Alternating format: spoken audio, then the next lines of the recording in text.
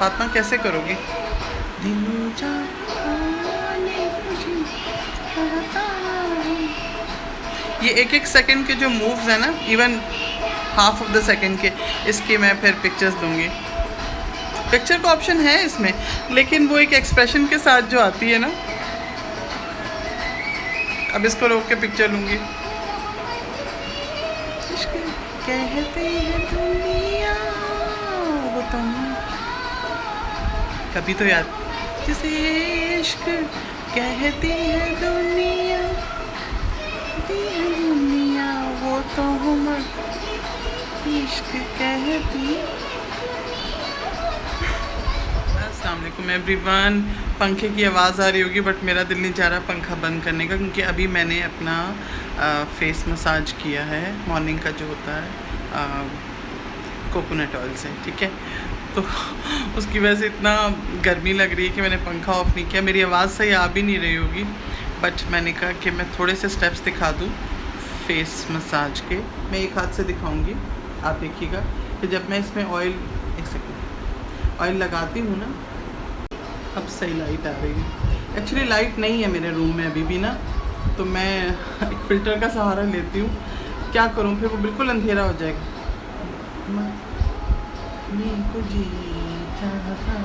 अच्छा मैं दिखाती हूँ। मैंने एक बाउल में रखा हुआ है कोकोनट ऑयल, ये देखिए मैंने लिया है ना, इसको मैं पूरे फेस पे स्प्रेड कर दूँगी, ठीक है। उसके बाद मैं इस हाथ से मूवमेंट करूँगी, लेकिन असल में मैं दोनों हाथों से एक साथ कर रही होती हूँ। पहले मैं स्प्रेड कर देती हूँ, अपनी आईब्रोज पे ज़रूर करती हूँ, आई लैशेस पे ज़रूर करती हूँ, क्योंकि आईब्रोज एंड आई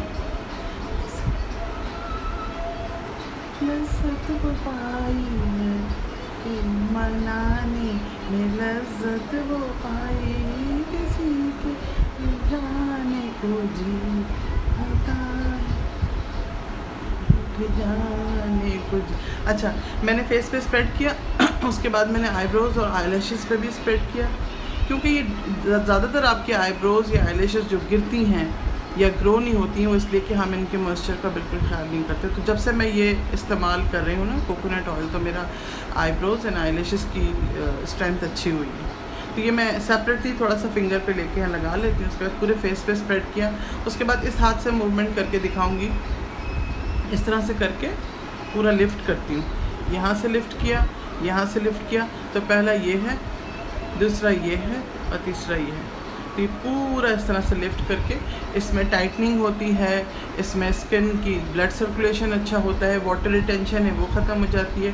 तो ऑल टुगेदर इसका 5 मिनट्स का पार्ट होता है। तो उसमें समझें कि 20 टाइम्स मैंने ऐसे किया, 20 टाइम्स मैंने ऐसे किया, उसके बाद 20 टाइम्स मैंने ऐसे किया, यहाँ पर आइस की पफिनेस को कंट्रोल करने के लिए 20 टाइम्स ऐसे किया, और बहुत सॉफ्ट हैंड से करती हूँ, ठीक है। और फिर 20 टाइम्स मैंने बिल्कुल मिडल ऑफ द फोरहेड से इधर लेकर आके प्रेशर पॉइंट पे रब किया ऐसे। और सम टाइम मैं यूँ भी करती हूँ, बीच में इस तरह से किया, 20 टाइम्स ऐसे किया, फिर यूँ, और इधर थोड़ा सा मसाज ज़्यादा किया, और उसके बाद ये प्रेशर पॉइंट पे रुके, और फिर दोबारा दोनों हाथों से, ठीक है।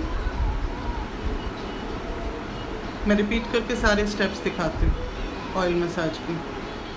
ओके, अब रहता है मैंने ये वाला पोर्शन भी, मतलब एक तो मैंने फोरहेड के साथ आइस को लेकर आई, प्रेशर पॉइंट पे किया, यहाँ भी थोड़ा सा दोनों हाथों से करके प्रेशर पॉइंट पे इस तरह से ये किया। फिर एक मैंने ये वाला पार्ट पूरा 20 टाइम्स किया बहुत सॉफ्ट हैंड से। उसके बाद मैंने ये वाला पार्ट, फिर यहाँ भी प्रेशर पॉइंट पे रोका 20 टाइम्स, इसको भी किया।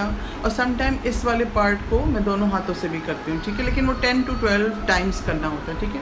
उसके बाद जैसे मैंने ये वाला बताया, ये बताया, उसके बाद ये बताया, अब मैं जॉ लाइन का बताऊँगी। जॉ लाइन को मैं दोनों हाथों से बिल्कुल अपने इस तरह से सिजर्स की तरह खोल के चिन से ऐसे करके जॉ लाइन ऐसे करती हूँ, ठीक है। इससे आपका इस एरिया में जो भी वाटर रिटेंशन है या जो भी टॉक्सिन्स हैं सॉरी, कोई भी ऐसी चीज़ है जो जिसकी वजह से ये जगह पफ़ी हो रही है, तो वो आहिस्ता आहिस्ता रिलीज़ होना शुरू हो जाएगा।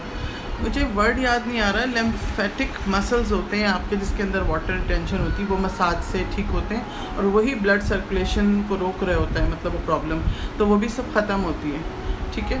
सिजर्स की तरह इसको इस तरह से किया।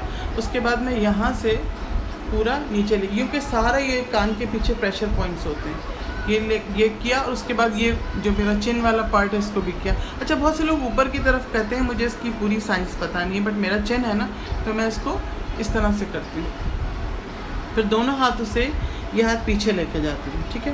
तो ये पूरा मेरा दोनों हाथों से एक मसाज होता है और इसका टाइम जो होता है मैक्स 4 to 5 मिनट्स होते हैं, इससे ज़्यादा करना भी नहीं।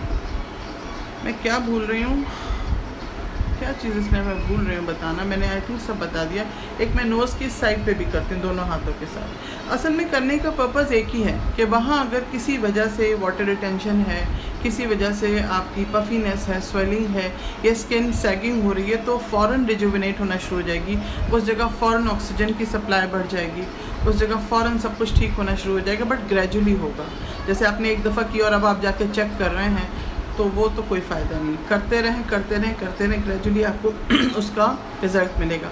अगर ये आपने करना, जैसे हमारी फिंगर्स होती हैं ना, तो मैं ये वाली फ़िंगर यूज़ करती हूँ इसके लिए, क्योंकि प्रेशर सबके डिफरेंट है, हीट और प्रेशर सारी फिंगर्स के डिफरेंट है। इसका बहुत ज़्यादा प्रेशर होता है, अगर हम कम भी करेंगे तो ज़्यादा होता है, इसका उससे कम होता है, और इसमें थोड़ी हीट ज़्यादा होती है इस वाले में, लेकिन प्रेशर कम होता है। तो मैं कोशिश करती हूँ इससे या इससे मैं अंडर आई का, क्योंकि एरिया सेंसिटिव होता है, इस तरह से करती हूँ, ठीक है। तो ये छोटे छोटे स्टेप्स हैं, 3 से 4-5 मिनट लगेंगे, और एक दफ़ा आदत पड़ जाएगी तो फिर आपको करने में बुरा नहीं लगेगा। सामने रखा होता है। एक चीज़ और बताती हूँ, नेक्स्ट क्लिप में बताती हूँ।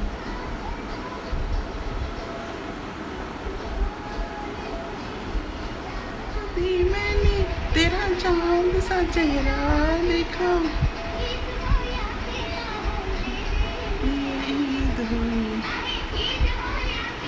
अच्छा, एक चीज़ मैंने और जो बतानी थी वो ये थी कि जैसे गर्मियों में मैं कोकोनट ऑयल से सारा ये मसाज करती हूँ, बट सर्दियों में मैं ऑलिव ऑयल से करूँगी। अगर कंपैरिजन करें तो ऑलिव ऑयल ज़्यादा अच्छा ब्लड सर्कुलेशन करता है, लाइक वो ज़्यादा रिजुविनेशन में हेल्प करता है। बट गर्मियों में ऑलिव ऑयल गर्म होता है, तो इससे भी अच्छी, इसमें लैक्टिक एसिड होता है, भी बहुत अच्छा होता है स्किन के लिए। आई मीन सरसों, क्या बोल रही हूँ मैं, मेरा ध्यान गाने की तरफ है। कोकोनट ऑयल जो है ना, वो गर्मियों में मुझे बहुत अच्छा लग रहा है, इसलिए दिल चाह रहा है गाने का, सुनाने का। एनीवेज, कोकोनट ऑयल जो है ना वो ज़्यादा अच्छा होता है गर्मियों में, वो भी अच्छा होता है। बट अगर आप ब्लड सर्कुलेशन की बात करें, स्किन रिजुविनेशन की बात करें, तो ऑलिव ऑयल बेस्ट है। तो अगर ठंडे इलाके में आप रहते हैं तो फिर आप ऑलिव ऑयल पूरा साल यूज़ कर सकते हैं, उसको कोई हार्म नहीं है। लेकिन यहाँ पर ये होता है कि सर्दी गर्मी, तो फिर मैं गर्मियों में कोकोनट ऑयल और सर्दियों में ऑलिव ऑयल करती हूँ। अच्छा, उसके बाद जैसे ये मेरा मुंह बहुत ज़्यादा ऑयली हो रहा है ना, अब इस तरह से तो मैं दिन शुरू नहीं कर सकती, और मुझे थोड़ा सा ऑयल रखना भी है, तो फिर मैं क्या करती हूँ बताती हूँ। अभी मेरे फेस पे एक्सेस ऑयल है ना, तो ये स्प्रे बॉटल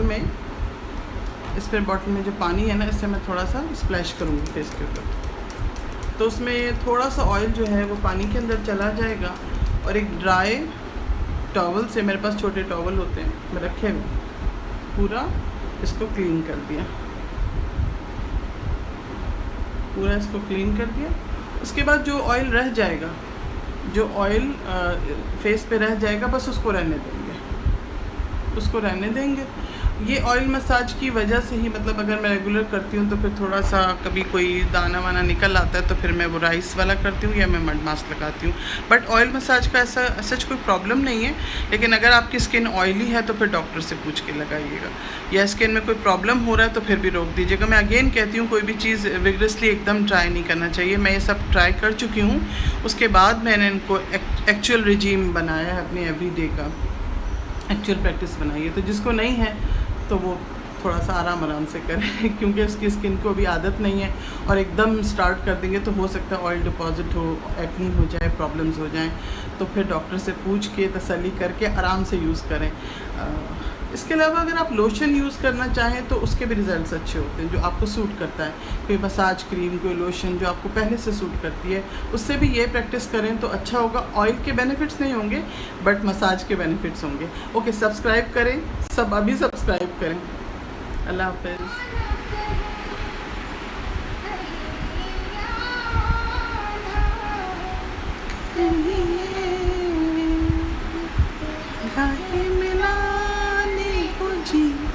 चाहता है,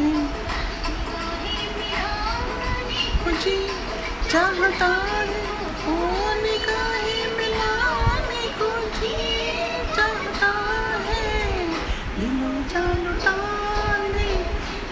चाहता।